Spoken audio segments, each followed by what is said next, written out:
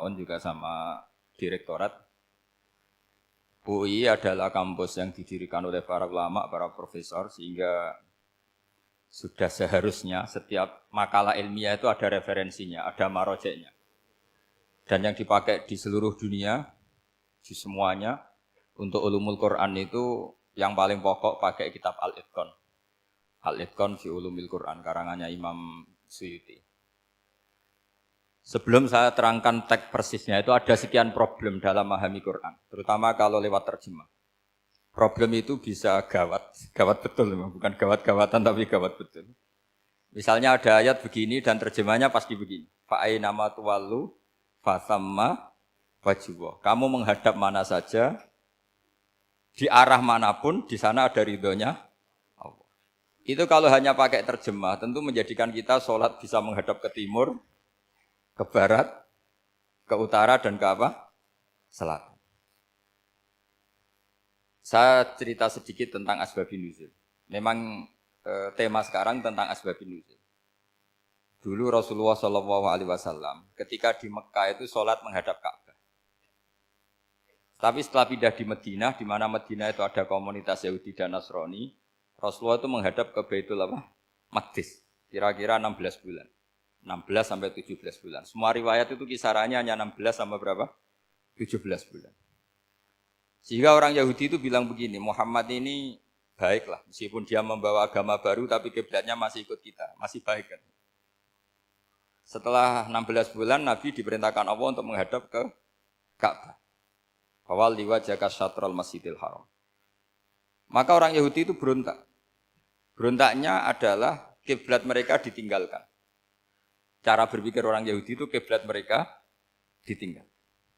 Sehingga mereka bilang mawallahum an qiblatihim allati kanu 'alaiha. Apa yang menjadikan umat Islam berpaling dari kiblat Baitul Maqdis. Kemudian mereka provokatif betul. Ini perlu diperjelas. Provokatif. Bilang begini. Inna Muhammadan tahayyara fi din. Muhammad ini bingung dalam beragama. Sehingga habis ngomong A ngomong B, habis kiblat Ka'bah, kiblat Baitul Maqdis. Sehingga dalam banyak tarikh disebutkan peristiwa kiblat itu terbanyak melahirkan orang murtad, orang yang keluar dari Islam. Gara-gara provokasi orang Yahudi, Muhammad tahayyara fi din. Muhammad itu bingung dalam menentukan pilihan apa? Beragama. Kemudian walhasil singkat cerita akhirnya Nabi itu madhep Ka'bah. Apa yang terjadi mukjizat itu adalah bahwa agama ini agama yang mewakili semua agama sebelumnya yang masih orisinil. Yaitu Nabi akhirnya berargumentasi Ka'bah adalah kiblat yang asli, yang lebih tua. Terus mereka tanya, buktinya apa? Dijawab oleh Quran, fihi ayatum bayyinatum maqamu apa? Ibrahim. Ka'bah bukti tertua adalah di situ ada makam Ibrahim. Makam itu jejak kaki. Ya kalau bahasa Indonesia makam itu kuburan. Kalau dalam bahasa Arab makom itu jejak apa? Jejak kaki. Sehingga diketahui oleh sejarah dibuktikan di situ ada jejak kaki siapa? Nabi Ibrahim. Sementara nisbatnya Baitul Maqdis itu adalah kepada Nabi Musa dan Nabi Harun. Yang ini adalah turunan dari Nabi siapa? Ibrahim. Hikmahnya apa? Begini, sebagai bukti bahwa Baitul Maqdis pernah menjadi poros Islam atau poros Tauhid, maka Nabi Muhammad pernah disuruh menghadap ke Baitul Maqdis. Buat inget-ingetan kalau ini pernah menjadi poros apa? Tauhid. Tapi tetap tua-tuaan masih tua apa? Ka'bah. Nah, kenapa tua Ka'bah tadi? Karena Ibrahim adalah Abul Anbiya, bapak dari para. Dan di situ ada jejak kakinya. Fihi ayatum bayyinatum maqam. Bukti itu belum cukup. Dibuktikan lagi bahwa Ismail kecil itu hidupnya di Ka'bah. Kita tahu sa'i bainas Shafa wal Marwah adalah karena Siti Hajar sedang mencari apa? Air. Jadi ada bukti sekian, bukti empirik bahwa Ibrahim itu kiblatnya itu Ka'bah, bukan Baitul. Sehingga ada kata-kata fihi ayatum bayyinatum maqamu Ibrahim. Nah, tanpa ngerti asbabun nuzul, kamu akan mengartikan fa'aina ma tuwallu fasamma wajhuhu itu salah. Karena di situ kamu menghadap mana saja, maka di situ ada ridhonya Allah. Maka para ulama memberi catatan, maksudnya begini, kamu menghadap kemana saja, asal itu yang diperintahkan Allah, maka di situ ada ridhonya. Harus seperti itu maknanya, disesuaikan dengan konteks asbabin nuzul. Tanpa seperti itu tidak bisa. Dan masih banyak lagi kepentingan tentang asbabin nuzul.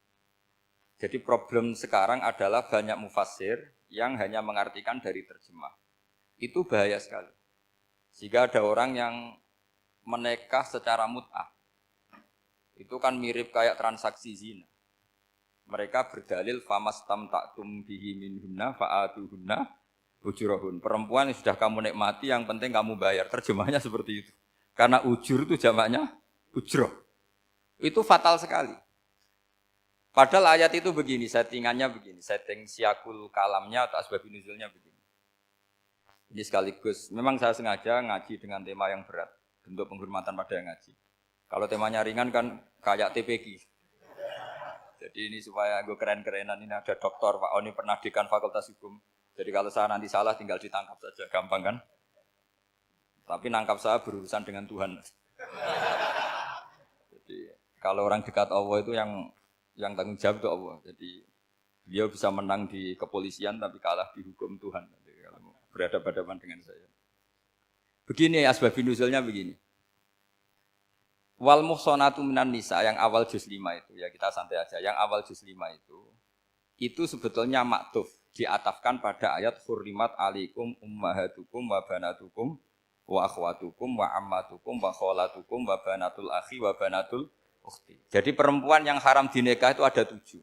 Yang faktor nasab yaitu siapa? Ibu, putri, saudara putri, bulik dari bapak, amah itu bulik dari bapak, kholah itu bulik dari ibu, keponakan dari saudara lelaki, keponakan dari saudara perempuan. Ini disebut haram karena nasab gen. Kalau orang Jawa bilang hanya 4 karena ngitungnya bulik baik dari bapak maupun ibu. Kalau orang Jawa bilang kan bulik terus keponakan dihitung 1. Padahal ada keponakan dari saudara lelaki, ada keponakan dari saudara apa? Perempuan, wabanatul akhi, wabanatul ukhti. Terus kedua, haram karena rodok. Kita tahu dalam hukum Islam, rodok adalah sama dengan nasab. Jadi ibu yang pernah menyusui kamu berarti jadi ibu kamu. Dan saudara sepenyusuan berarti menjadi saudara kamu. Ini disebut wa ummahatukumul lati arda'nakum wa akhwatukum minar rodok. Terus ketiga, haram karena musoharoh, karena besanan. Jadi pagi ini misalnya saya nikah dengan Sri, bilang qabil tu nikaha wa taswijaha bil maril madkur. Setelah nikah dengan Sri ini otomatis ibunya dia menjadi mertua. Otomatis haram saya apa? Nikah. Ini namanya haram karena musoharoh. Atau kamu punya anak Zaid. Zaid pagi ini akad dengan Sri. Berarti Sri adalah menantu Anda. Otomatis haram bagi Anda. Itu namanya haram karena musoharoh, karena bisanan. Itu yang disebut waroba haram-haram itu kan saat terus itu wa ummahatu nisaikum. Ibu dari istri-istri kamu. Memang ini agak jelimet, tapi memang syaratnya mufassir harus biasa jelimet. Jangan hanya nyari partai ayat-ayat untuk kepentingan partai. Wah, itu ngeri. Kacau Quran dipakai kampanye. Terus itu berarti sudah 3 kan? Haram karena nasab, karena rodok, haram karena musoharoh. Terus yang keempat ini, haram yang bukan karena sebab pada seorang perempuan, tapi karena istri orang. Itu disebut wal muhsanatu minan nisa. Haram menikahi perempuan yang masih milik orang lain. Nah, orang lain yang menikahi ini, istilahnya Allah adalah lelaki yang menikahi perempuan ini adalah lelaki sing muhsinina ghairu musafihin, secara nikah yang sah. Nah, nikah yang sah itu begini dalam hukum fikih Islam.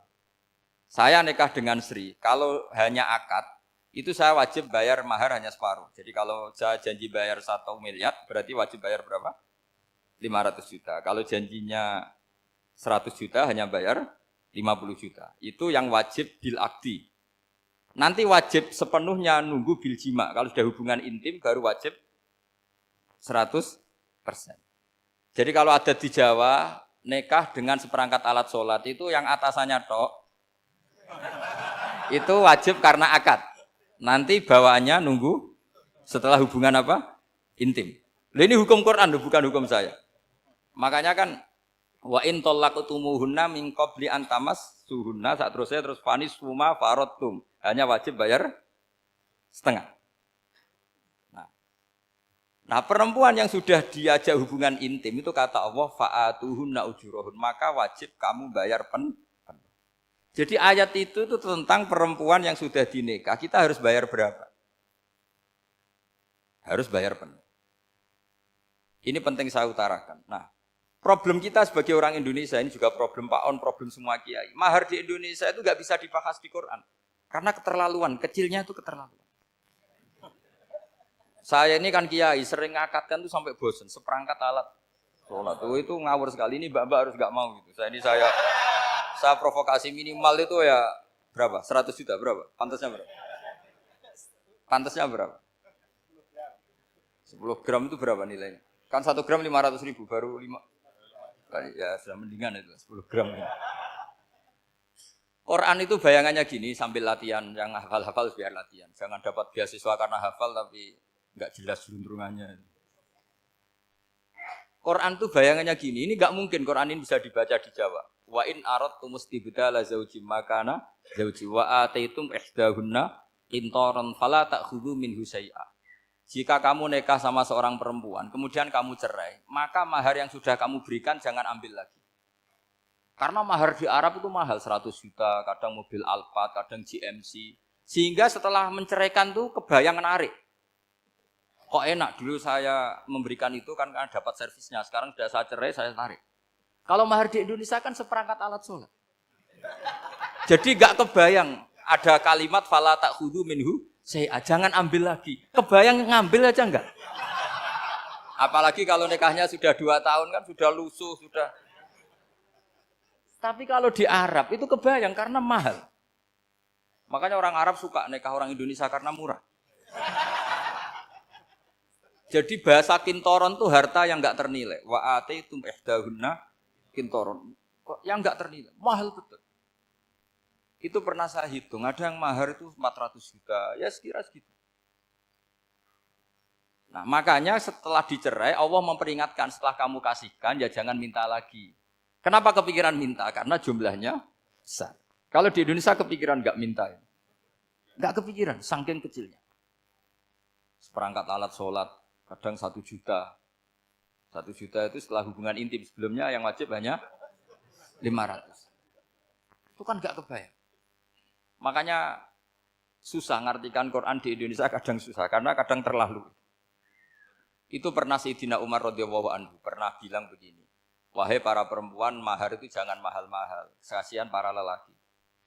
Itu ada perempuan alimah ya, orangnya alim betul. Meskipun enggak pernah sekolah di UI, tapi alim itu.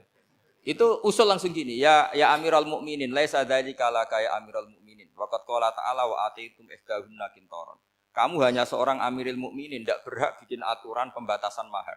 Allah saja tidak batasi, kenapa kamu batasi? Sehingga dulu yang namanya nikahnya Sulaiman Agung atau Jamaluddin siapa Ratu Agung, kalau hadiah ya sampai tas mahal itu. Ini kan dari bahasa Arab mumtaz mahal. Mumtaz itu istimewa, mahal itu tempat. Dia punya istri yang sangat dicintai, dikasih hadiah mumtaz mahal. Terus ilat Jawa jadi apa? Tas mahal. Itu kalau Mujid Ulil Albab kalah. Itu kalau cerai kan kepikiran minta lagi. Dikasihkan yang baru. Tapi kalau di Indonesia tidak mungkin karena apa tadi?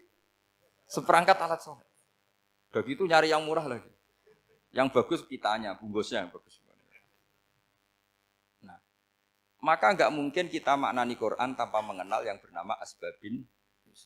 Karena makna ayat itu bisa kacau kalau kita tidak tahu asbabin. Yaitu kayak tadi makna fa'ina ma tuwallu fasamma wajhu. Itu maknanya kan kamu menghadap mana saja, boleh saja di sana ada ridhonya Allah. Berarti kan bisa ke timur, ke selatan, ke utara, ke barat. Itu bahaya betul. Sehingga kata ulama harus mengkaji asbabin supaya porsi ayat ini sampai semana jauhnya itu kita tahu. Tanpa tahu itu tidak bisa. Begitu juga menyangkut kiblat. Sekarang saya tanya, kemarin kan ramai dulu di Kemenak, kiblat semuanya diukur dengan GPS, terus beberapa masjid dikomentari salah, karena diukur pakai apa? GPS. Kalau dalam bahasa falak disebut yaumarosdil kiblat. Memang bisa diilmon. Tapi pertanyaannya begini, dari awal Allah ngendikan fawalli wajhaka syatral masjidil haram. Kamu yang penting sholat itu menghadap masjid. Masjid itu ya bangunan. Sehingga kata Ibnu Abbas yang diriwayatkan banyak ulama mengatakan Al-Ka'bah kiblatun li ahlil masjid wal masjid kiblatun li ahlil haram wal haram kiblatun li ahlil masyriq wal maghrib. Jadi kalau orang di dalam masjid kiblatnya harus Ka'bah. Di luar masjid kiblatnya asal bangunan Masjid Haram. Tapi di luar sini kayak di Indonesia boleh semua tanah haram. Kenapa begitu? Kata Ibnu Abbas karena Quran turun bilisanin Arabiyyim mubin. Jadi kalau orang Jogja kalau mau ke Jakarta arahnya kemana? Barat. Itu sebetulnya ketika Anda ke barat itu persis Jakarta apa bisa saja pasnya itu Pangandaran. Tapi orang tuh akan bilang kalau ke barat ya ke Jakarta. Meskipun presisi Anda tepatnya di Pangandaran. Nah kiblat seperti itu, asal orang menghadap ke barat itu orang sudah bilang ke kiblat. Enggak usah sedetail misalnya harus pas Ka'bah. Saya pernah debat sama tim ahli Kemenang. Enggak bisa Gus, sekarang ada GPS harus tepat Ka'bah. Terus saya bilang gini, kalau teori Anda benar, berarti semua masjid luasnya maksimal 16 meter. Ka'bah itu luasnya hanya 16 meter. Berarti masjid Ulil Albab yang pojok sana sama pojok sana, kira-kira itu ya sudah tidak kena Ka'bah. Kalau harus tepat, Ka'bah itu kan diameternya hanya 16. 16 sampai 18 kalau nggak salah. Berarti semua masjid kalau ingin tepat Ka'bah harus pas 16. Kalau terlalu luas pilihannya harus cekung. Kan jadi aneh. Makanya saya itu sering Pak, dulu saya ini biasa debat fikih. Kalau di tradisi pesantren namanya basul masail. Saya punya teman yang paling kurang ajar, yang paling saya kenang dalam sepanjang sejarah. Dulu itu kalau debat fikih itu ya seru. Kalau aturan fikih kan gini, soft paling baik itu kan soft pertama. Baru kedua, baru ketiga. Yang paling keren kan soft awal, soft. Terus teman saya bilang gini Pak, ya kalau gitu gini aja Gus, desain masjid itu memanjang utara selatan. Biar semuanya soft awal. Gara-gara didesain begini kan ada soft 2, soft 3. Apa susahnya? Kita bikin mulai awal supaya masjid itu memanjang utara apa? Selatan. Supaya semuanya soft awal. Ya kalau ada hukum ya diimplementasikan dalam desain bangunan katanya. Jadi. Itu kan kacau. Terus akhirnya saya jawab, lalu setelah begitu yang paling afdol siapa? Yang dekat imam. Ya sudah, bikin cekung saja kalau gitu. Artinya gini ya, beragama itu yang sehat. Jadi beragama itu berdasar riwayat. Berdasar riwayat, pernah ada ulama yang ngitung. Madinah menghadap Ka'bah itu ya tidak pas. Pernah dihitung pakai GPS. Kiblat Madinah ke Ka'bah itu ya tidak pas. Tidak seperti yang pernah dianjurkan Kemenak. Karena apa? Agama ini ngikuti bilisanin Arabiyyim mungkin. Seperti jenengan gini. Semua ini istilahnya apa? Menghadap Gus Bah. Padahal ada yang agak sana, agak sana. Semuanya ngaji sama siapa Gus? Ya sudah. Istilahnya bertatap muka. Memangnya kita benturan. Ini bahasa. Jadi seperti ini semua namanya apa? Berhadap. Padahal ada yang agak samping, agak samping. Ka'bah juga gitu. Sebenarnya tidak se-ekstrim yang dibayangkan orang-orang. Cuma kalau bisa tepat, ya kita harus tepat. Tapi tetap saja tidak perlu 16 apa? Meter.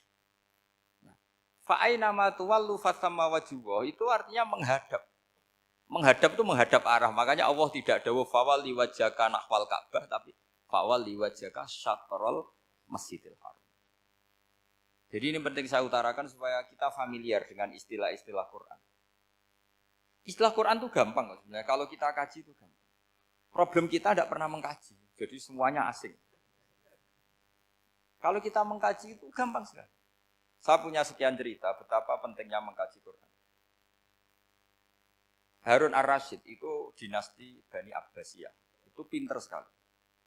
Ada seorang ustadz yang agak ekstrim. Itu datang ke Harun ar-Rasyid. Ya Amirul Mukminin, inni nasihun laka famusaddidun alaika. Fala tajidanna alayya fi nafsika syai'an. Saya mau nasihati kamu tapi saya mohon jangan masukkan hati. Karena nasihat ini penting. Tapi saya akan keras, vulgar. akan keras, kritik saya akan keras karena Anda sebagai Amirul Mukminin tidak pecus. Apa kata Amirul Mukminin Harun Rasid? Uskut ya Ustadz. Sebagai riwayat uskut ya jahil, kamu itu Ustadz bodoh, tidak usah banyak omong. Terus ditanya, kenapa saya bodoh? Terus dibacakan ayat faqula lahu qaulal layyina la'allahu yatadzakkaru aw yakhsha. Inna wa ta'ala qad arsala man huwa khairun minka ila man huwa syarrun minni. Wa ma'a dzalika qala ta'ala faqula lahu qaulal layyina. Allah pernah menugaskan seorang yang lebih baik ketimbang kamu, yaitu Musa dan Harun. Musa dan Harun adalah seorang nabi. Kepada orang yang lebih buruk ketimbang saya, yaitu Fir'aun. Itu saja etikanya faqula lahu qaulal layyina. Kamu kalau ngomong yang halus, yang baik, yang berperadaban, kok kamu sama saya mau kasar? Akhirnya ustadznya ternyata pinter kamu. Yes, pinter aku. Jadi semudah itu. Allah itu menugaskan orang yang lebih baik ketimbang kamu. Yaitu Nabi Musa. Kepada orang yang lebih buruk ketimbang saya. Yaitu Fir'aun. Itu saja ada etikanya. Kok kamu sama saya mau tambah etika? Mau main kasar hanya karena kamu merasa nasihat Anda benar? Jadi gampang sekali memahami Quran. Tapi lagi-lagi memang bagi ahlinya. Tapi ini saya bantu supaya sampean jadi ahli apa? Quran. Meskipun ngajinya sebulan sekali. Sudah sebulan sekali tidak punya kitabnya. Sudah. Jadi ulama dulu kalau belajar Quran itu gampang sekali. Saya berkali-kali cerita. Yang kitab saya baca di rektorat itu namanya Syajaratul Ma'arif. Itu kalau cerita bikin judul itu enak sekali. Babuna fil ibad bikulil bilad. Bab seseorang di mana saja hidupnya harus bermanfaat. Terus dalilnya itu hanya mengutip makalahnya Nabi Isa, wa ja'alani mubarakan ainama kuntu. Ciri utama seorang nabi apa? Saya di mana-mana adanya berkahi orang lain. Jadi berkah bagi orang lain. Maksudnya tidak jadi problem bagi orang lain. Artinya kamu hidup entah di Jogja seperti Pak Ono orang Jember, saya orang Rembang. Hidup di Jogja manfaat, di Jember ya manfaat, di mana-mana manfaat. Saya pernah di Korea seminggu ya manfaat. Saudara kita TKI yang di Korea ya manfaat, di sana bikin masjid, bikin apa. Karena ngendikane Allah menceritakan Nabi Isa siapa? Wa ja'alani mubarakan ainama kuntu. Saya adalah orang yang di mana-mana berkah. Artinya manusia eksistensinya harus seperti itu, hidup di mana saja berkah. Gampang sekali memahami Quran. Pernah Imam Syafi'i ditanya, kalau kamu enggak kehilangan air atau enggak ada air di satu daerah, cari-cari dulu. Sampai enggak ketemu. Setelah enggak ketemu air baru kamu boleh tayamum. Imam Syafi'i ditanya, apa dalilnya harus mencari dulu? Kalau nggak ada air ya langsung tayamum saja. Kenapa harus nyari-nyari dulu? Jawabnya Imam Syafi'i itu gampang sekali. Qala ta'ala falam tajidu ma'an. Kemudian kamu tidak menemukan air. Di mana-mana tidak menemukan setelah mencari. Kalau belum mencari namanya tidak tahu. Kan ayatnya kan falam tajidu ma'an. Kemudian kamu tidak menemukan air. Tidak menemukan tuh nyari dulu apa langsung ambil sikap? Nyari dulu, baru kesimpulannya tidak ketemu. Kalau belum pernah nyari namanya tidak tahu. Segampang itu lama dulu memahami Quran karena konstruksinya utuh. Yaitu mereka tahu betul bahwa Quran itu bilisanin Arabiyim. Ketika Futuhat Syam. Syam dulu itu dikuasai tentara Romawi. Era Sayyidina Umar Futuhat. Yerusalem dikuasai tentara Islam. Itu awal Sayyidina siapa? Umar radhiyallahu anhu. Ketika Futuhat mau ada pesta besar-besaran. Tapi Umar menolak. Ketika menolak, kenapa Anda menolak? Beliau hanya membaca ayat innallaha ta'ala ayyara qauman faqala adhabtum thayyibatikum fi hayatikumud dunya. Allah itu mengkritik satu komunitas kaum yang zaman di dunia menghabiskan semua kenikmatan. Maka kita tidak perlu syukuran besar-besaran. Jangan-jangan jatah kita di akhirat kita habiskan di dunia. Itu adhabtum thayyibatikum fi hayatikumud. Semudah itu. Semudah itu ulama. Rasulullah pernah dahar, pernah makan. Makan karena 3 hari enggak makan, cara di Indonesia enggak makan nasi, enggak makan daging, sudah lama sekali. 3 hari Nabi itu hanya makan kurma dan air putih. Pernah Nabi enggak makan roti sampai 3 hari. Kalau Indonesia mungkin enggak makan nasi. Di hari ketiga, ada sahabat yang berbaik hati, Nabi disembelihkan kambing, dipotongkan kambing, Nabi disuruh dahar. Itu baru dahar setengah piring, Nabi berhenti. Ketika ditanya, setengah piring itu kan sudah kuat untuk sholat, untuk apa sudah kuat. Ditanya, ya Rasulullah kenapa berhenti? Bukankah engkau tidak makan ini 3 hari? Nabi menjawab walatus alunna yauma idzin anin naim. Semua nikmat yang saya rasakan nanti ada pertanggungjawabannya. Makanya saya tidak ingin banyak-banyak. Wah itu kalau diterapkan di sini enggak populer. Makanya saya tahu gayanya ngaji Quran itu enggak siap dengan konsep-konsep Quran ini. Jadi segampang itu orang dulu. Nah karena apa ya itu tadi. Mereka tahu asbabun nuzul. Quran itu diturunkan dalam konteks apa? Lafat ini arahnya kayak apa? Mutlak muqayyadnya kayak apa? Muhkam mutasabihnya kayak apa? Nasah mansuhnya kayak apa? Nah sedikit saya cerita ini mungkin contoh terakhir supaya agak lama-lama nanti bingung kalau lama. Yang bingung ya saya. Bingung cara memahamkan. Jadi kalau guru itu kan bingung cara memahamkan. Kalau murid bingung cara memahami. Enggak tahu tingkat kebingungannya sama. Kalau guru itu bingung cara memahamkan. Kalau murid bingung cara. Jadi ini pertemuan dua kelompok bingung. Yang satu bingung cara memahamkan, yang satu bingung cara. Kalau orang ekstremis bingung cara merusak suasana. Itu enggak benar itu. Ada loh. Rasulullah itu nabi. Itu paling pusing yang ngadepi orang-orang yang ekstrem. Karena apa? Cara berpikir itu lompatannya itu enggak tertib. Jadi Nabi itu cara berpikir itu kecerdasan nubuah. Sementara orang ekstrim cara berpikir itu kecerdasan nafsu. Bukan kecerdasan manusia. Kalau manusia masih baik nafsu. Misalnya begini, kalau dalam tradisi nubuah itu. Saya dengan Pak Anu berteman lama, mulai tahun 2000 berapa. Itu kalau Pak Anu bertamu ke saya, harusnya tidak usah tak kasih makan. Karena sudah dekat. Tapi kalau kenalan baru itu dikasih makan, disangoni. Jadi Nabi itu perilakunya agak unik. Akhirnya ada orang yang cara berpikir itu dangkal. Ya Rasulullah ini tidak fair. Yang iman lama tidak diservis, yang iman baru diservis. Cara berpikir Nabi begini. Orang Ansor itu kan sering memberi Nabi. Perjuangannya Nabi ditopang orang apa? Ansor. Donatur lah, kira-kira orang Ansor itu donatur. Donatur itu keren. Karena donatur itu artinya al-yadul ulya khairum minal yadis. Sehingga ketika Nabi sudah menguasai negara, menguasai Mekah, Madinah, sudah futuhat. Itu orang Ansor tetap enggak diservis. Yang diservis Nabi itu orang-orang baru masuk Islam, disebut wal mu'allafati qulubuhum atau Islam mu'allaf. Ada 1-2 orang yang protes, tentu yang enggak pinter. Tukang protes pasti tidak pinter. Wong iskal-iskalnya sendiri, otaknya enggak sampai-sampainya sendiri, orang lain disuruh jawab. Makanya di sini tidak ada tanya jawab, nanti iskal-iskal kamu sendiri, bingung-bingung kamu sendiri, saya disuruh jawab. Berarti Gus Pak enggak mau ditanya, ya memang enggak mau karena tadi jawab sendiri aja, nanti pinter sendiri, kapan-kapan pinter sendiri. Akhirnya tanya begini, cara tanya gini, ya Rasulullah, ini enggak fair. Orang sudah Islam lama setelah negara terbuka milik Anda, setelah kita menang, setelah kita menguasai negara, enggak kamu servis. Sementara yang baru Islam kamu, Nabi itu bertanya senyum-senyum, rileks saja. Lama-lama tambah ekstrim pertanyaannya. Kata Umar, ya Rasulullah saya beri izin untuk membunuh orang ini. Umar itu pikirannya karena mangkel lo Nabi. Nabi jangan. Kalau kamu bunuh nanti apa kata orang banyak? Inna Muhammad dan yaktulu ashabah. Dikira Muhammad membunuh sahabatnya sendiri. Nabi masih mendengar. Komplainnya masih mendengar. Lama-lama Nabi memberi penjelasan. Kamu ini orang Ansor. Kamu biasa memberi saya, memberi dana perjuangan. Memberi itu hebat. Saya tidak ingin menurunkan grade Anda. Grade sebagai pemberi, berarti kelasnya elit. Sekarang menjadi penerima. Itu tidak bagus. Itu betapa Rasulullah ini namanya kecerdasan nubuah. Kalau orang biasa memberi, biar memberi saja. Supaya dia tetap heroik, tetap patriotik, tetap keren. Karena mentalnya pemberi. Jangan sampai dari mental memberi, kemudian mentalnya peminta. Jadi kalau Pak On jadi tim suksesnya Pak Jokowi itu ya tidak minta-minta. Kalau dulu kampanye ya kampanye saja. Biar memberi terus nggak pernah minta. Meskipun akhirnya ya gelong. Tapi Nabi dulu didik gitu. Jadi orang Ansor itu nggak pernah diservis. Padahal jasanya kayak gitu. Supaya kelasnya tetap kelas elit, yaitu pemberi, penanggung jawab.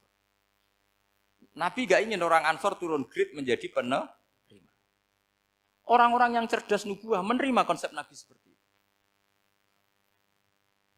Lo tanya sama Pak On, saya dadani terjemahan UI itu puluhan tahun sama Pak.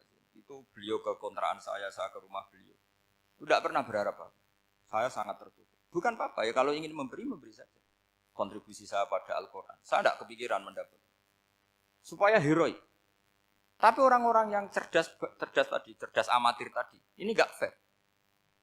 Wong yang memberi lama kok dapat servis sedikit.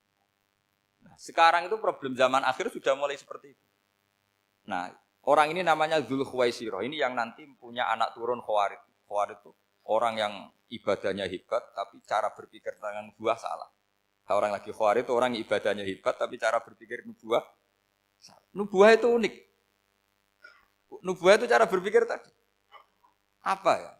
Melihat sesuatu yang benar biar benar terus. Gitu. Yaitu tadi, mental memberi itu ya biar memberi terus, tidak usah di-share.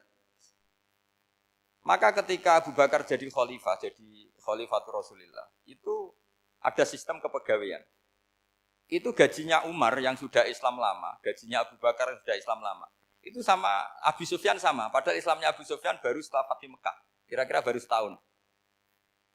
Terus diprotes sama orang-orang, ini Islam lama kok gajinya sama Islam yang baru setahun kok sama. Kata Abu Bakar, fadha'iluhum indallah, mereka punya kelebihan Islam lama itu indallah, nanti balasannya biar surga. Kalau di dunia sesuai profesinya. Artinya profesi kalau penjaga kantor ya berapa, kalau dosen berapa, pokoknya ya sudah. Dan itu diterima oleh sahabat, semuanya menerima konsep itu. Era Umar agak dibalik. Abu Sufyan kira-kira gajinya 1 juta, yang lainnya yang menangi Nabi mulai awal gajinya 10 juta. Ditanya, ya Umar, kenapa ini jadi rubah seperti kebijakan Abu Bakar, tidak seperti Abu Bakar? Jawabnya Umar lucu. Fawwah la usawwi baina man qatala Rasulullah wa baina man qatala ma'a Rasulillah. Demi Allah saya tidak akan pernah menyamakan orang yang dulu merangi Rasulullah yaitu Abu Sufyan dengan orang sing selawase derekno Rasulullah yaitu Sayyidina Ali dan sebagainya. Ini penting. Artinya ketika gajinya orang saya seperti Ali radhiyallahu anhu itu tinggi itu bukan karena lamanya Islam, tapi karena lamanya iman. Jadi mulai dulu ijtihad itu ada, dan dulu dia biasa saja. Karena tadi ada kecerdasan nubuah. Saya ulang lagi, ada kecerdasan apa? Sekarang itu kecerdasan toma atau kecerdasan nafsu. Itu kalau sampai ngaji kitab tasawuf, itu bab bakhil itu tidak ada. Menurut kitab tasawuf, medit itu tidak ada, kikir itu tidak ada. Yang ada itu toma. Toma itu berharap dikasih orang lain. Sampean pernah enggak bilang kalau artis-artis di Jakarta kikir? Enggak pernah kan? Karena kamu enggak pernah ingin diberi. Tapi kalau kamu punya pacar karena kenal enggak pernah ditraktir, oh pacar saya kikir. Karena kamu ingin diberi. Pernah enggak kamu hukumi orang lain kikir yang enggak kenal? Padahal enggak pernah memberi kamu. Apa Kak? Karena kamu enggak pernah ini. Coba sekarang kamu saya tanya, ini latihan cerdas. Definisi kikir itu apa coba? Enggak pernah memberi kamu kan? Artis-artis Jakarta, tokoh-tokoh nasional pernah nggak memberi kamu? Enggak kan? Tapi enggak pernah kamu vonis kikir. Karena kamu enggak pernah toma. Tapi pacar kamu, kok amin ditraktir terus. Atau istri kamu, atau mertua kamu, kok enggak ngasih warisan, kamu bilang kikir enggak? Sebabnya kikir betul apa karena kamu toma, berharap? Toma. Maka di kitab tasawuf itu enggak ada bab kikir, yang ada bab toma. Karena asal usul menvonis orang kikir itu karena tamak. Maka jangan banyak kenal orang, nanti banyak hukum kamu. Sombong juga gitu, di tasawuf itu enggak ada bab sombong. Karena orang hukumi orang lain sombong itu karena kamu ingin dihormati. Ada orang enggak kenal, terus lewat saja enggak tanya kamu bilang sombong enggak kan? Tapi kalau kenal, oh sombong betul, kenal enggak tanya kan gitu. Jadi tasawuf itu sisi unik dari khazanah Islam. Makanya di tasawuf itu enggak ada kritik terhadap kikir. Ya tentu kikir itu buruk, pasti ya kikir itu buruk. Tapi nggak perlu dikritik. Jangan-jangan yang salah kamu. Mau kenal Pak On di PPAI terus ingin jadi sekretarisnya. Terus ingin kenal Pak Jokowi ingin jadi menterinya. Nanti kenal rektor ingin jadi pegawainya. Ketika nggak diturutin bilang Pak Rektor kikir. Tapi orang lain ya Kak pernah berharap. Mungkin nggak menvonis Pak Rektor atau Pak On ini kikir. Enggak kan? Berarti vonis kikir itu status orang itu apa nggak kesampaian niat kamu? Memang agak jelimet ilmu tasawuf itu, tapi itu unik. Itu bagian dari khazanah apa? Islam. Makanya Rasulullah itu sering isti'adah, minta perlindungan, wa min toma'in fi ghairi matma'in. Ya Allah, saya tidak ingin berkeinginan yang tidak layak. Karena semua dunia ini dimulai dari keinginan. Coba kamu protes negara itu karena apa? Ingin makmur, sejahtera tanpa kerja, sehingga nyalakan menteri keuangan, menteri ini itu. Makanya kalau guyonannya ulama tasawuf begini, tak beri bocoran. Guyonannya orang tasawuf. Begini guyonannya. Anta lam tajid min nafsika kullama turid. Fa kaifa turidu min ghairika kullama turid. Kamu yang punya keinginan saja tidak bisa memenuhi apa yang kamu inginkan. Kenapa keinginan itu kamu timpakan ke orang lain untuk memenuhi kamu? Wong kamu yang punya keinginan saja tidak bisa mewujudkan. Kenapa keinginan Anda kamu timpakan, bebankan orang lain untuk memenuhi keinginan Anda? Misalnya kamu, Gus saya ini goblok, tolong pinterkan. Wong kamu yang ini saja tidak bisa. Kok menyuruh saya? Jadi kalau tiap tasawuf itu unik. Seperti kamu mencintai istri tulen, itu ingin kan dicintai istri tulen. Kamu sendiri kan nggak bisa cinta tulen, masih pelengahan sana sini. Kamu pacaran, ingin pacar kamu setia. Ternyata kamu bikin sekian alternatif. Kalau putus ini punya ini, putus ini. Tapi kamu ingin ini setia, kan nggak fair. Makanya guyonanya orang tasawuf itu, anta lam tajid min nafsika kullama turid, fa kaifa turidu min ghairika kullama turid. Gampang tuh apalane, pokoknya ratrit gitu aja gampang. Jadi kamu yang punya keinginan saja tidak bisa memenuhi. Kok orang lain disuruh memenuhi. Sehingga orang tasawuf itu malu betul. Misalnya saya kok ingin Pak On takdim sama saya itu kurang penggawean. Kalau saya ingin ditakdimi saya menakdimi diri saya sendiri. Makanya berbahagialah orang yang ngilu terus saya ganteng sendiri ya Allah. Saya kaya sendiri. Menunggu orang lain bilang kamu kaya itu repot. Menunggu orang lain bilang kamu hebat itu, ya sudah bilang aja ya Allah saya hebat, ya Allah saya ganteng, ya Allah saya cantik. Daripada menunggu orang lain bilang apa? Cantik. Jadi ilmu tasawuf itu unik. Jadi kalau fikih itu yang dikritik itu kikir. Kalau tasawuf enggak toma. Karena orang yang kamu vonis kikir itu jangan-jangan tidak kikir tapi mementingkan yang lebih penting. Misalnya ada teman yang tidak pernah naktir kamu, ternyata punya ibu sakit, uangnya dianggarkan untuk ibunya yang sakit, atau anaknya sekolah, atau keluarganya masih butuh biaya, ya, sehingga sama teman dia kikir. Hakikatnya kikir apa mementingkan yang penting? Tapi kamu karena nggak pernah ditraktir menvonis kikir. Nah, ini pelajaran. Jadi makanya yang dianteni ilmu tasawuf itu tamak tadi kalau dalam bahasa Indonesia, bukan kikir. Karena vonis kikir itu akan disematkan orang yang tidak kesampaian hajatnya. Makanya bapak saya itu, keluarga kiai itu ajarannya itu. Yang penting jangan berharap dari orang lain. Ini Pak On saksinya, saya dulu benahin terjemah itu nggak pernah ingin diperlakukan seperti ini. Yang ngaji aja. Karena pikirannya keluarga kiai itu sederhana. Kalau ngamal ya ngamal saja. Ngamal itu heroik. Makanya buyut-buyut kita semua ini kan pahlawan semua. Membela negara Indonesia jadi merdeka. Ya nggak pernah kebayang jadi presiden, menteri. Tapi sekarang nggak, ngamal sedikit saja harus jadi menteri. Jadi ini bahaya kalau dalam kelangsungan bernegara karena orang biasa transaksional. Awal negara ini dibangun berdasar heroik, bukan berdasar apa? Transaksional. Tapi sekarang orang akan membiasakan itu. Apa-apa itu transaksional. Ini tidak bagus untuk kelangsungan bernegara. Apalagi kelangsungan beragama. Sehingga seperti saya ini masih punya desa-desa binaan di Sragen, di pedalaman Papua sekalipun. Saya punya santri banyak di Papua. Itu kalau cerita itu unik-unik. Itu mau Jumatan, itu enggak ada orang 40. Sudah datang setengah 12, itu datangnya 3 jam. Di situ mau ketemu santri 3. Semua, karena ya akhirnya mereka tanya gini, Pak. Pertanyaannya itu lucu. Gus, boleh enggak Jumatan orang 3? Secara fikih Syafi'i kan harus orang 4. Kemudian mereka tak bilang, buat sholat duhur saja. Mereka enggak mau. Wong Jumat-Jumat kok duhur. Harinya kan Jumat, masa sholatnya? Sehingga kita-kita yang jadi kiai akhirnya nyari fikul madzhabil arba. Nyari fikih madzhab 4. Ternyata Imam Malik membolehkan orang 6. Ada yang bilang 12. Yang penting keceluk jamun. Jamun itu kelompok. Kalau 3 kan belum keceluk apa? Belum disebut apa? Kelompok. Ini penting saya utarakan supaya kita berjuang itu bukan karena service seperti ini kayak di Ulil Albab, masjidnya keren, kampus swasta tertua, terus termasuk nomor 1-2 di Indonesia. Oke, kita syukur dengan kebesaran UI. Tapi yang namanya dakwah itu menjadikan orang tidak tahu menjadi tahu, termasuk kepada desa-desa tertinggi. Sama, yang namanya menteri itu pembantu presiden untuk memenuhi kebutuhan rakyat banyak. Sekarang misalnya menteri pertaniannya itu hebat, cerdas. Tapi petani nggak mau nandur padi, mau apa? Coba yang membantu ketahanan pangan itu para petani mau nanam padi apa karena menteri pertanian? Karena petani mau nanam. Ya sudah GR saja, kita pembantu presiden semua. Karena ikut menyumbangkan ketahanan pangan. Tapi kamu kan nggak digaji, kita keren, ngamal tanpa harap gaji. Ini penting supaya Anda itu nggak hati kecil gitu, ikut menyumbang negara tanpa ingin dapat gaji. Keren nggak? Nah itu nubuah. Apa? Nubuah. Orang Ansor itu seperti itu. Sehingga ketika Rasulullah wafat dan ada kompetisi kepemimpinan, itu orang Ansor gak ikut. Sudah kita makmum saja, silahkan dibagi di saking baiknya orang Ansor. Nah, makanya saya ulang lagi ya. Kecerdasan nubuah ini yang gak difahami orang Khawarij. Orang Khawarij cara berpikir yang kerja banyak harus dapat banyak. Sementara kecerdasan nubuah enggak. Yang biasa memberi, terus memberi saja biar derajatnya tetap al-yadul ulya khair.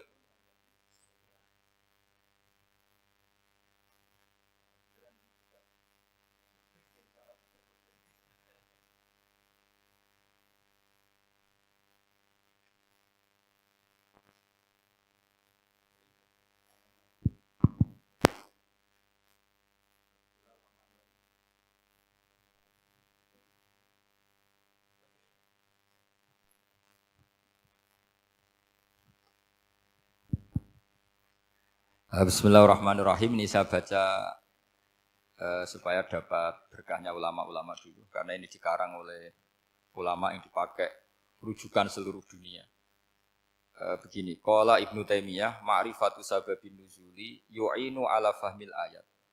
Jadi mengenali asbabin nuzul itu membantu memahami secara benar ayat itu. Karena tadi kalau ayat itu dipotong, itu maknanya bisa kacau kayak tadi famastam ta'tum bihi minhunna fa'atuhunna ujurahun. Kalau diterjemah itu kan mendukung kawin mut'ah. Kalau terjemahnya saja perempuan siapa saja yang pernah kamu nikmati, yang penting kamu bayar. Itu kan aliran sesat dan menyesatkan. Itu konteks asbabun nuzul tidak seperti itu. Perempuan yang sudah menjadi istri kamu, saya ulang lagi, perempuan yang sudah menjadi istri kamu, jika sudah kamu hubungan intim, maka maharnya harus dibayar penuh. Tapi kalau belum hubungan intim, maharnya hanya wajib separuh. Fanisfu ma faradtum illa ayafuna aw ya'fu alladhi biyadihi uqdatun nikah. Tapi tadi kalau di Indonesia gimana Gus? Itu yang repotnya. Maharnya itu tadi mau kena atasan dan apa? Bawahan. Wah kacau kalau di Indonesia. Sehingga kita bingung kalau dalam logika Arab kan gitu. Bayangannya kalau cerai, kata Allah fala ta'khudhu minhu syai'an. Harta yang sudah kamu berikan ke istri jangan diambil lagi. Sampai dilarang ngambil tuh karena jumlahnya banyak sehingga kepikiran ngambil. Kalau di Jawa enggak usah dilarang sudah tidak akan ngambil karena rukuhnya sudah lusuh. Itu susahnya baca Quran di Jawa. Karena dari awal maharnya terlalu apa? Kecil. Terus beliau Imam Suyuti termasuk di sini menyontohkan yang pasti salah kalau difahami yaitu tadi ayat apa itu fa'inama tuwallu fastamma wajhu. Jadi beliau terus meringatkan betapa pentingnya mengenali asbabin nuzul. Karena asbabin nuzul itu gampang. Saya ulang lagi, asbabin nuzul itu gampang. Gampangnya begini ya, kan ada satu peristiwa, misalnya begini, Rasulullah itu kan mengkritik penuhanan Lata dan Uzza, berhala-berhala itu dituhankan, dikritik sama Rasulullah. Kemudian mereka begini, karena mereka biasa personifikasi Tuhan, Muhammad, kalau Tuhan itu tidak Lata Uzza, dan itu terbuat dari batu, lalu Tuhan Anda itu dari apa? Amin fiddotin audhabin, lalu Tuhan Anda ini dari emas apa dari perak? Karena mereka nggak bisa membayangkan Tuhan tanpa dipersonifikasi. Terus Allah menurunkan qul huwallahu ahad, Allahus somad lam yalid wa lam yulad wa lam yakul lahu kufuwan ahad. Karena otaknya mereka sudah begitu, yang namanya Tuhan itu harus dipersonifikasi. Makanya saya kemarin di Korea seminggu, cerita yang paling unik gini Pak On, ada bos Islam, ada bosnya TKI yang baik. Mereka mengizinkan pekerjanya sholat. Bareng sholat tuh diingeti ke atas ke bawah, kok enggak ada arcanya. Sehingga setelah sholat dibilang, apa saya berikan berhala sekalipun? Karena enggak kebayang ada orang sholat kok tanpa berhala, tanpa Tuhan. Yang kamu sembah itu mana? Kok enggak ada? Apa tak belikan? Jadi unik. Nah teman saya yang satu unik lagi, dia termasuk pegawai Garuda yang derekno saya ke Korea itu orang pegawai Garuda. Dia karena orang kaya biasa ke Eropa kemana-mana itu. Singkat cerita dia sholat di mall karena nganggep Korea itu sudah negara maju kayak Eropa. Setelah sholat di mall pas asar itu, security-nya nelpon polisi. Pak polisi di sini ada ritual teroris. Jadi kalau menamakan sholat itu ritual teroris. Jadi artinya apa? Ritual-ritual yang kita lakukan itu macam-macam cara pandang. Orang ateis itu kan Cina kan Korea itu kan ya Cina lah, Korea, Jepang, RRC itu kan sipit. Itu ya yang namanya ibadah sembahyang harus ada patungnya atau ada arcanya atau ada benda-benda. Orang Islam kan nggak ada sama.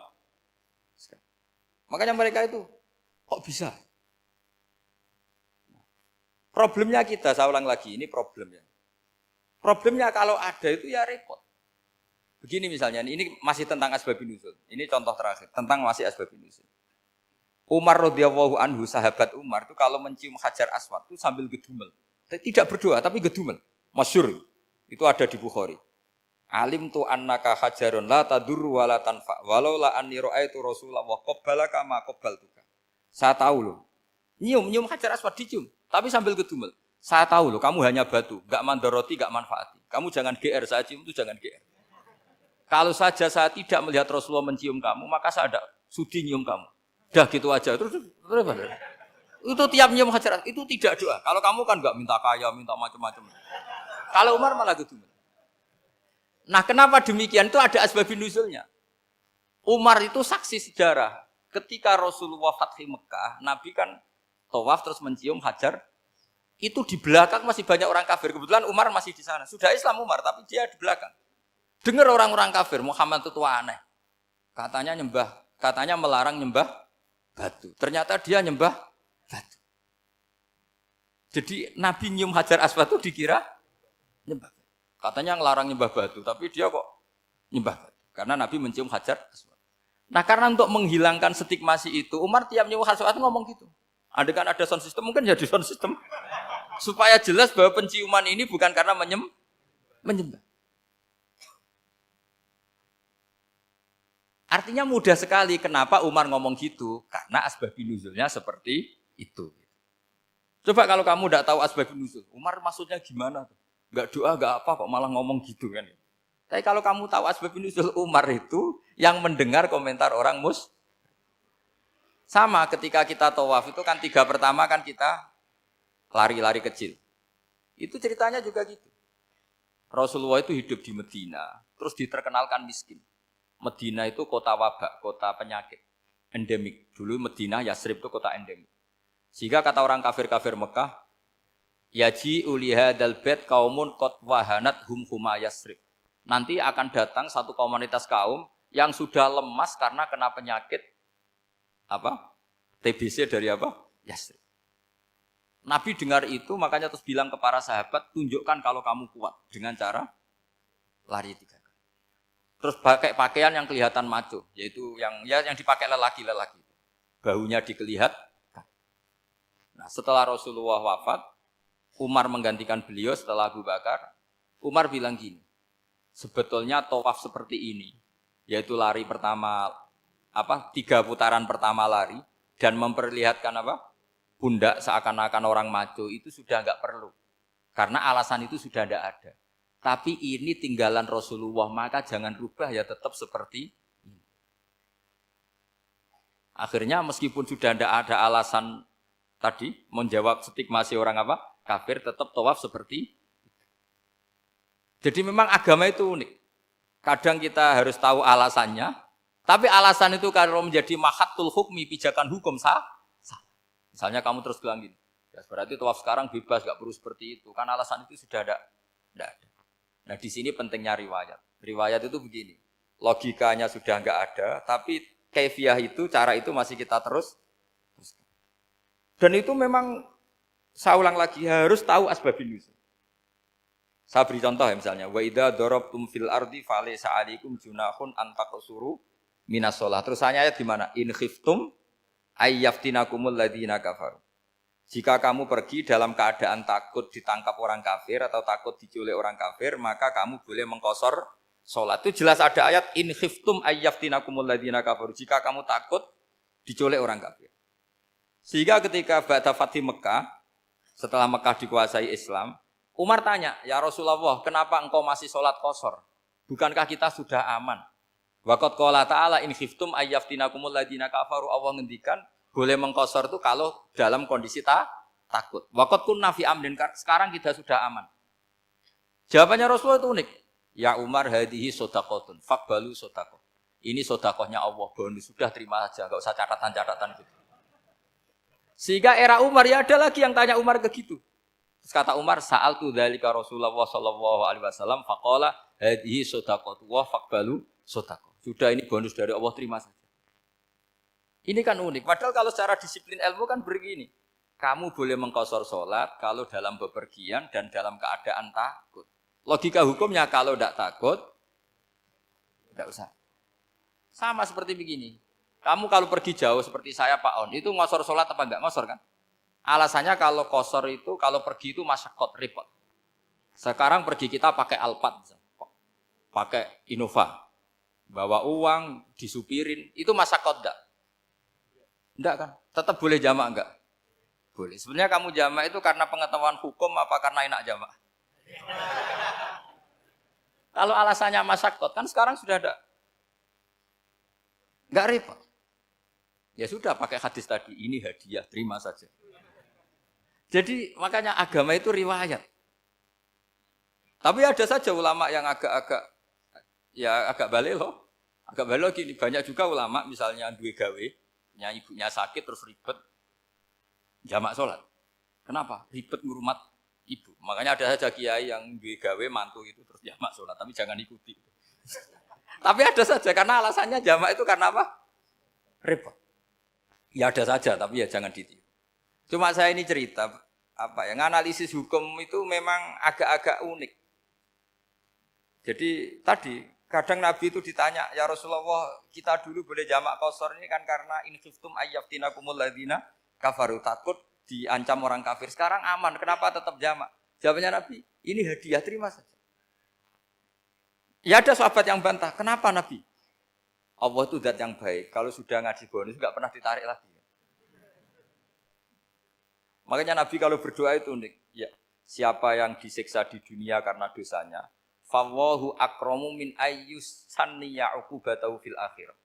Kalau ada orang salah kok di dunia sudah dikasih sanksi, Allah itu lebih mulia untuk mengulang nanti di akhirat. Akram itu Allah terlalu mulia, maksudnya orang kepikiran, wis males ya selesai, tidak akan di. Kalau sampean kan enggak, masih ingin lagi. Jadi itu cara berpikir nubuah. Jadi berpikir nubuah itu beda. Ada orang pas sujud diinjek sama orang fasik. Diinjek, kemudian si yang sujud tadi, wallah la yaghfiru wallahu laka, demi Allah tidak akan ngampuni kamu. Itu langsung Allah memberi wahyu sama Nabi di zaman itu. Bilangin yang sedang sujud itu, dia harus minta maaf sama saya, kata Allah.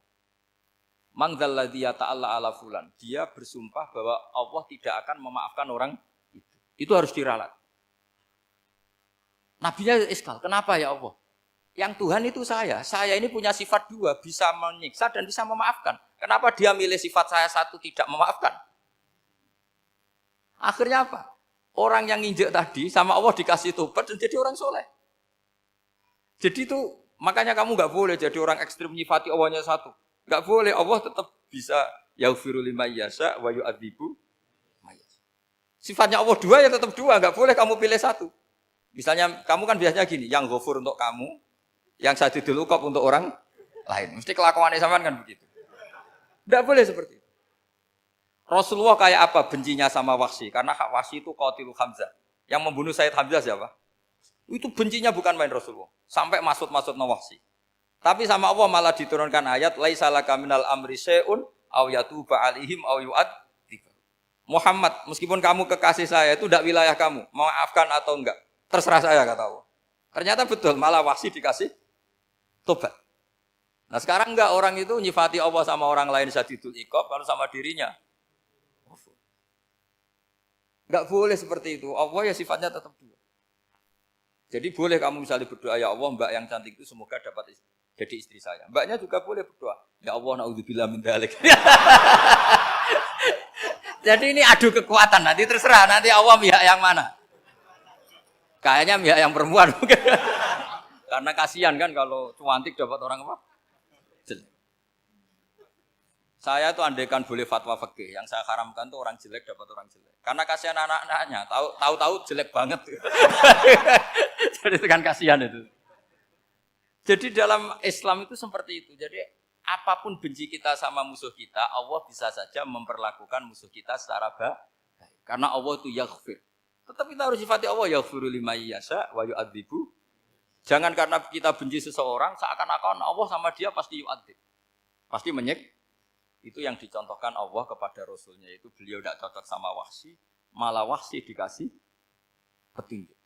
Makanya terus ada ayat apa? Laisa laka minal amri syai'un aw yatuba alaihim aw yu'adzibahum.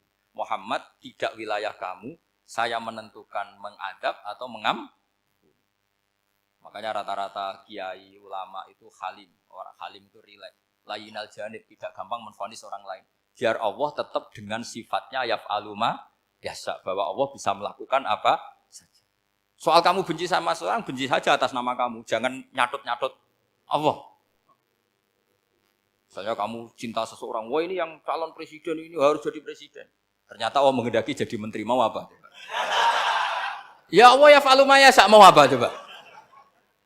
Yang kiai atau Pak On, DPAI, patutnya kan menteri agama itu Pak On. Tapi kalau Pak yang takdir gitu mau apa? Ya sudah, Allah ya fa'alu. Santai aja. Itu rileksnya ahlul ilmi, ya sudah santai saja. Ini negaranya Allah, ini kerajaan Allah, ini buminya Allah, ya Allah biarin ya fa'alu. Mas, jadi Tuhan Allah kamu yang repot. Kira-kira jadi Tuhan itu Allah kamu yang repot. Ya Allah biar tetap ya fa'alu ma yasha. Allah boleh yaghfir liman yasha wa ya'dzibu ma yasha. Saya kira demikian. Assalamualaikum warahmatullahi wabarakatuh.